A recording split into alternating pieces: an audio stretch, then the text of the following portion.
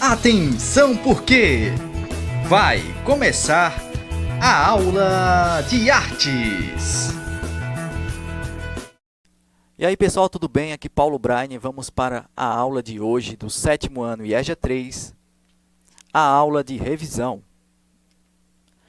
Mas antes vamos para a atividade da aula anterior, tá certo? Então vamos lá. Primeiro, de acordo com a aula, identifique uma das características da arte gótica. Se você marcou a letra B, está correta. Segundo, o que significa gótico de acordo com a aula? Então, se você marcou a letra A, está correta. Terceiro, localize a opção verdadeira de acordo com o que já foi mencionado na aula. Qual filme de animação representa bem a arte gótica? Então, se você marcou a letra A, está verdadeira, tá bom? É verdadeira. Quarto e penúltima questão. Localize a alternativa correta de acordo com a aula. A arte gótica tinha como característica, se você marcou a letra D, está correta. E o quinto e último. Qual a característica artística da arte gótica, preservada até os dias de hoje e considerada entre uma das mais belas artes da história da humanidade? Então, se você optou pela letra C, está correta. E agora vamos para a aula de hoje, né? Que na verdade é uma revisão dos conteúdos que já foram trabalhados durante a unidade 3. Vamos começar com o conteúdo, os instrumentos musicais de diferentes culturas e períodos históricos, tá bom, pessoal? Tá aqui, vamos revisar aqui cada conteúdo para vocês, tá bom? De uma forma bem simples, bem resumida e bem mastigada para vocês, tá bom? Então, vamos lá. O processo de evolução dos instrumentos, como vocês podem observar ali, ó, percebemos o quanto que eles foram importantes na construção da sociedade e da humanidade, né? E eles são considerados como instrumentos exóticos na nossa mente, na nossa concepção, na nossa forma de ver o mundo, tá certo? Também conhecido como instrumentos de fora, porque são aqueles instrumentos que não somos acostumados a ver com tanta frequência, né? Esse conteúdo da aula de hoje é mais para sabermos que instrumentos foram esses, tá bom? E que fizeram parte da humanidade. Então, ó, esses instrumentos musicais exóticos, né, por exemplo, a guitarra ali representada através da figura 1, né, uma totalmente diferente da guitarra que somos acostumados a ver. Instrumentos também de sopro e de cordas também, ó, como a figura 2. E uma sanfona bem diferenciada da que costumamos ver, né? Então, são considerados instrumentos exóticos, aqueles que são instrumentos que, aos nossos olhos, né, não somos acostumados a ver, totalmente diferentes. Alguns outros exemplos de instrumentos exóticos ali, como vocês podem observar, tá bom? Instrumentos de cordas. E assim, para vocês terem uma base assim, né, e daquilo que já foi dado, né, a origem do primeiro instrumento musical, tá bom? E como vocês podem observar, uma flauta ali, né, com os buraquinhos representando o primeiro instrumento de sopro ali, né? Uma flauta de osso, datado do Paleolítico ali, tá certo? Foi o primeiro sinal ali de um instrumento musical até então, né, que foi descoberto, né? Não se sabe indícios de que houve algum outro instrumento além desse instrumento bem antigo, mas que é considerado um dos primeiros instrumentos musicais em toda a história da humanidade. Alguns exemplos ali de instrumentos raros, por exemplo, o alaúde, tá certo? Que é um instrumento da Índia, né? Um instrumento pérsia, e que fez parte ali da história daquela cultura, daquele povo ali. A balalaika, que é um instrumento musical russo, tá certo? Que fez parte também da cultura também das pessoas. O berimbau, que é de origem angolana, mas que se popularizou em todo o Brasil, né, graças à sua relação com a capoeira, tá bom? E na África ele recebe vários nomes. O carrom, que é um instrumento de percussão, que é usado muito, né, em shows acústicos, né, em apresentações de luau e tudo mais, é um instrumento que surgiu no Peru, entre os negros escravizados, tá certo? A castanhola, que é um instrumento ali, né, que representa a nacionalidade da Espanha e tudo mais, é um outro exemplo de um instrumento que não é tão assim visto aqui no Brasil, né, e que é raramente, né, você vai encontrar em uma loja. Você pode até encontrar, mas é quase difícil você encontrar esses instrumentos exóticos aqui no Brasil. E alguns instrumentos raros também, como instrumentos bíblicos, né, que são relatados lá da Bíblia e tal, né, a cítara, que é um instrumento ali, o cravo, que é um instrumento que é considerado como o avô do teclado musical, né, eletrônico, e considerado o pai do piano. A gaita de foles, que representa a cultura, né, da Escócia, né, e tudo mais. A lira, que representa um instrumento, né, que era muito utilizado pelos gregos, né, mas que assim de vez em quando você vê assim, né, a sua preservação em vários locais, só que ele era muito comum, né, naquela época, né. Existiam diversos instrumentos da lira. O saltério, que é relatado e mencionado na Bíblia, e o shamisen, que é um instrumento que parece até uma guitarra, né? Que é um instrumento nacional do Japão. Por isso que é estranho a gente ouvir falar desse instrumento aqui no Brasil. Agora vamos para o assunto também, um outro assunto que já trabalhamos, que é a linguagem teatral e seus variados estilos, tá bom? E vamos trabalhar as 3 modalidades teatrais, né? A comédia, o alto e a farsa, tá certo? Aí vocês podem observar a figura 1, que representa a comédia, que é a ridicularização dos personagens, né? Só que de uma forma bem engraçada, fazem com que as pessoas elas comecem a dar gargalhadas e tudo mais. O alto, que já é uma encenação teatral, que envolve muito essa questão da morte, da existência humana, do divino, do mal, né, do inferno, da religiosidade, enfim. Então fala muito sobre isso, né, sobre o céu, a terra, o inferno. E a figura 3, que representa uma farsa, né? Ou seja, vocês vão entender ao longo das nossas aulas. Então aí a comédia, primeiro, né, que é praticamente uma representação de situações do cotidiano com personagens representando as classes populares, né? E a intenção é isso, é provocar riso e crítica aos costumes, tá? Isso aí desde a época da Grécia clássica, que se realizava muito a comédia. O alto, que é a representação de uma peça culta apresentada em festas religiosas, né? Por exemplo, o Alto da Compadecida é um exemplo de um alto, tá? Que o nome já está dizendo, né? Alto da Compadecida, né? Que mostra a religiosidade de um povo, os costumes e a forma de pensar daquele povo ali, tanto do Nordeste, né? Como também uma representação de outros costumes culturais também, além do Nordeste.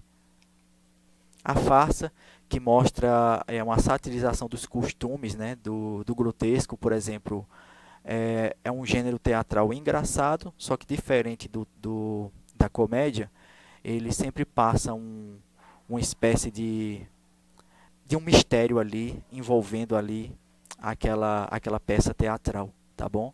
E que mostra situações da vida cotidiana e de personagens de forma bem caricatas mesmo, né? e de forma exagerada. Por exemplo, a ridicularização do casamento, né? Assim, de uma forma bem engraçada, mostrando como é a concepção, né? Outro mostrando os bastidores de uma banda de rock, né? Por exemplo, que aparece a celebridade, né? O cara que quer ser a celebridade, o vocalista, os instrumentos musicais ali, mostrar também através dos músicos, né? O cotidiano de uma banda de rock, entre outras situações engraçadas que envolvem farsa. E a linguagem teatral nos dias de hoje, né? Elas vai se adaptando ao longo do tempo, né? Por causa da internet, né? Por exemplo, a Netflix é um exemplo de uma adaptação que o teatro teve que ter diante da atualidade, porque até então, né, o teatro ele tinha a sua forma tradicional, né, realizada através dos espetáculos lá na Grécia Antiga. Depois ele foi dando cada vez mais pulos e pulos, fez parte da parte televisiva, né, a televisão, o cinema, e agora com a internet aí, um exemplo, Netflix. O teatro ele vem ganhando vários e vários espaços aí através de filmes e novelas. Trabalhamos também a arte cinética, né, que é a arte do movimento, só que é uma imagem parada, só que se você encarar bastante ali, você vai observar que existe um movimento ali, tá bom? Ou seja, uma ilusão de ótica. O seu cérebro tá mandando informações de que aquela imagem ela está em movimento, só que na verdade ela é apenas uma imagem parada, uma arte visual parada. Ali um exemplo ali, ó, né, da arte do movimento, que é a arte cinética. Existem obras também que representam a arte cinética, como por exemplo a figura 1, que representa a arte conceitual, símbolo do dadaísmo, tá certo? Então observem bem ali, ó, uma bicicleta, né, em cima de um tamborete ali. Só que a bicicleta ela representa o quê? O movimento, né, através das suas rodas. Também representa uma arte cinética. E ali os exemplos de arte visual mostrando os movimentos, né? Se você encarar bastante ali a imagem, você vai perceber realmente que tem um certo movimento ali nas imagens. Aqui é um exemplo de arte cinética, né? Se você encarar bem assim, você vai perceber que é como se fosse uma espécie de túnel, né? E que ele está em constante movimento ali, através dos seus quadrados, né? Ali está utilizando o que? A parte bidimensional da coisa, né? E se brincar também um pouco de tridimensionalidade ali. E em outras palavras, né, a arte cinética é uma corrente das artes plásticas que explora efeitos visuais por meio de movimentos físicos, ou, se vocês quiserem chamar de ilusão de ótica, né? Ou truques de posicionamento de peças. Então, são as peças ali que estão mostrando um certo movimento ali, como na figura 1. Se você encarar ali, né, como é o meu caso ali, estou encarando bastante a figura 1, já estou percebendo ali como se tivesse uma espécie de uma rotação sem parar ali. Ó. Ele está rodando, rodando e não para nunca. A figura 2, né, e a figura 3 que representa o quê? O movimento, né? São estátuas que dá a impressão de que elas estão se movimentando ali, só que elas são estátuas paradas. E as principais características da cinética é isso, tá? Ilusão de ótica, né, movimentos e tudo mais, mesmo sendo imagens paradas. E outro exemplo ali, né, que mostra como se você tivesse diante de cerâmica, né, de umas cerâmicas ali, enfim, no meio de um labirinto, de um xadrez, e que você está sendo puxado para baixo. É bem interessante essa arte aí. E falamos sobre as vanguardas europeias, né, que são os movimentos das vanguardas europeias, e que elas revolucionaram a Europa, né, no início do século XX, que até então existiam outros tipos de movimentos artísticos, e foi um boom, assim, de uma explosão de revolução, né? E a primeira delas é o futurismo, que vocês observarem bem, né, na arte visual ali, vocês podem perceber que as pinturas elas são mais relacionadas com as indústrias, as fábricas, né, o futuro ali, né, algo que vai revolucionar, né, mostrando cidades desenvolvidas e tudo mais. Então, o futurismo é isso, né? É um movimento artístico que surgiu com a intenção de glorificar o progresso da humanidade.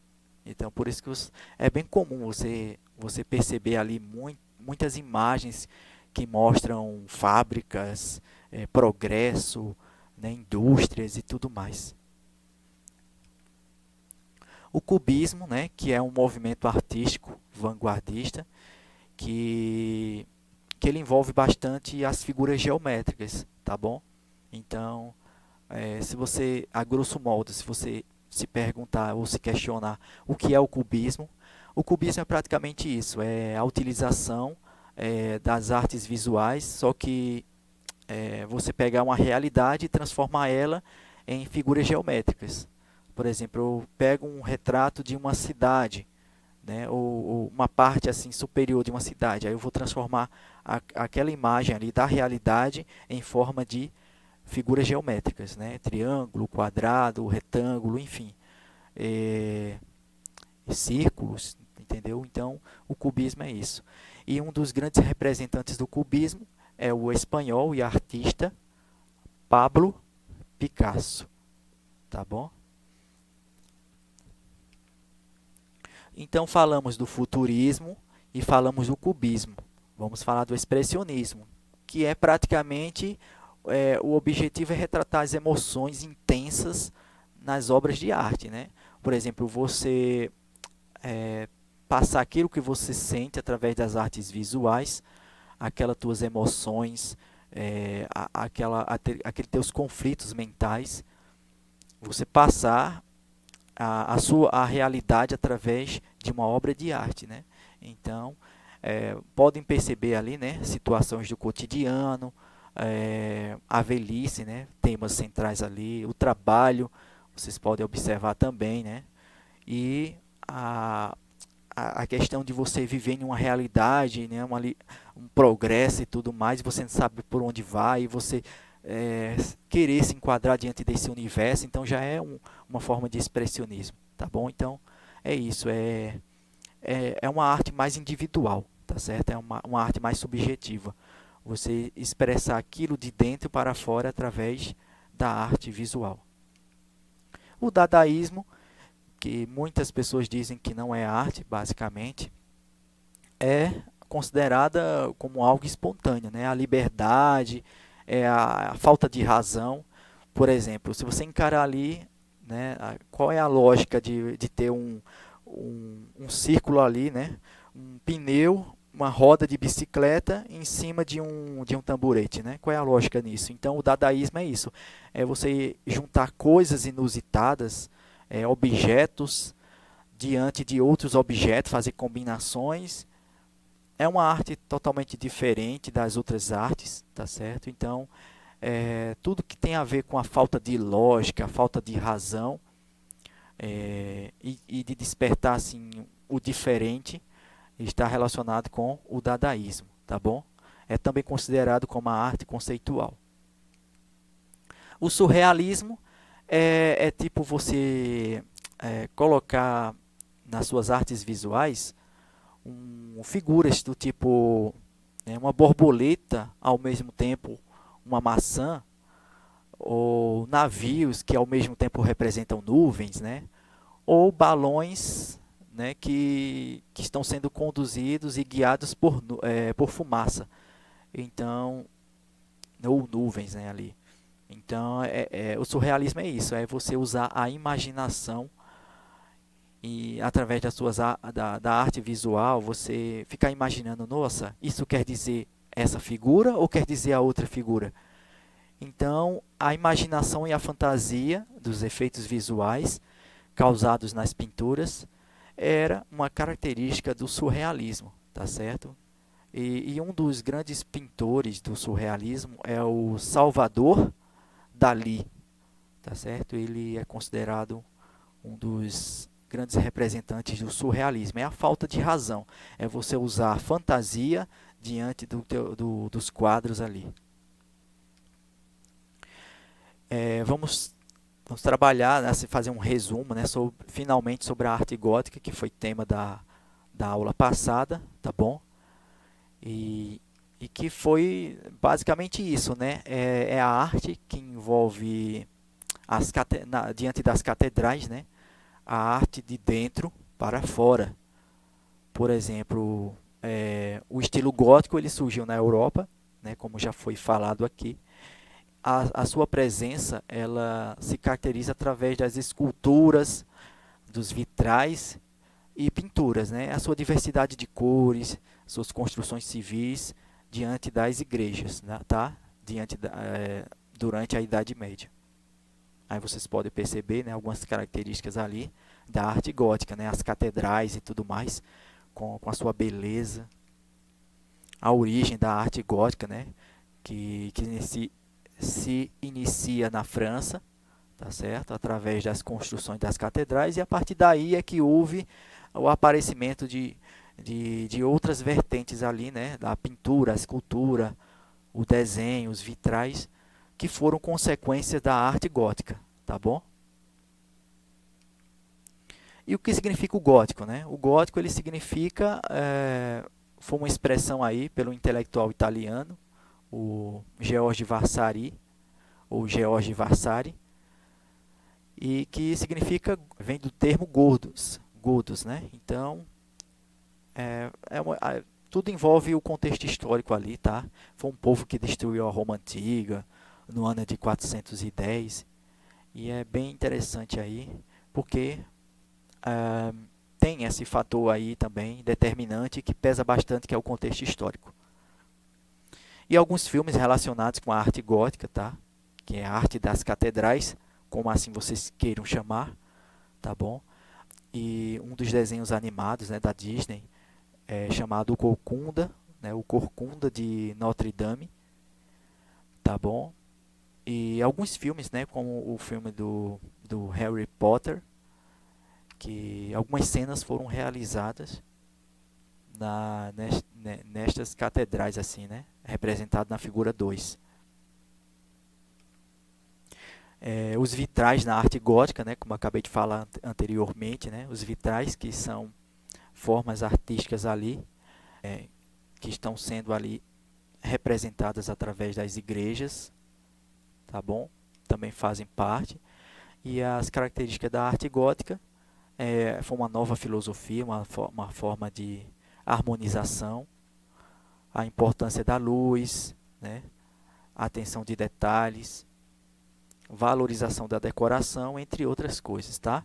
Então, recapitulando a aula de hoje, falamos sobre a arte gótica, falamos sobre os instrumentos musicais de diferentes culturas, as 3 modalidades teatrais, né? Comédia, alto, farsa, e os principais movimentos das vanguardas europeias. Aqui as referências para a realização do material, tá bom? As fontes de pesquisa. Espero que vocês tenham gostado, né? Desde já, obrigado por tudo, tá bom? E é isso aí, vou me despedindo, falando aquele famoso valeu pessoal e falou!